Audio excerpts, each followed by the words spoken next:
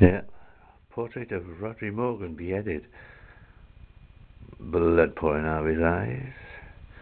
Well, there was a lot of beheading going on. It was, what was it? This one was finished on the 5th of December 2005. Displayed that week under the Welsh Assembly. They were under the illusion that 1 in 5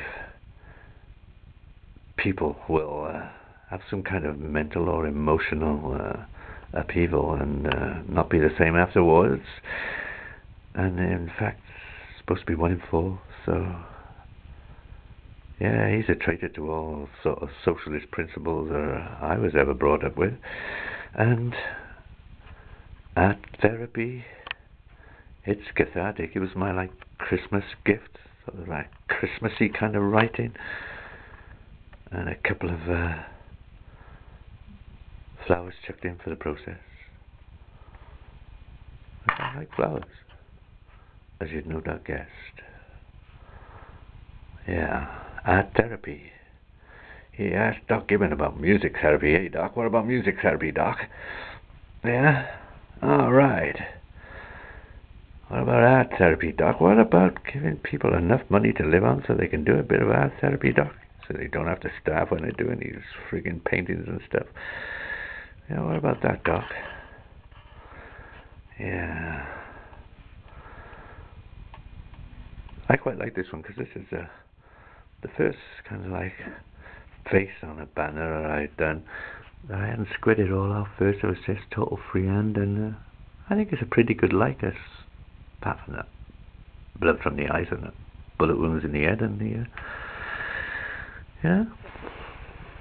yeah, pretty good likeness, Mr. Morgan. And I wonder if there's, oh yeah, we contacted some charitable organisations supposed to be dealing with mental health, and we asked them, any likelihood I could get an exhibition of some of this stuff? Any likelihood that they support some of these issues because their client groups were, affected by most of the stuff, and yeah, those charitable organisations. Mind Cymru, for instance. Yeah. Do it yourself, Dave. Yeah, I'd like to see an exhibition of all these banners, nicely framed, all together, one place. Think I can get a lottery grant for that, Mr. Morgan? Yeah, not much chance there, Crazy Dave. No, I don't think so. But it would be nice.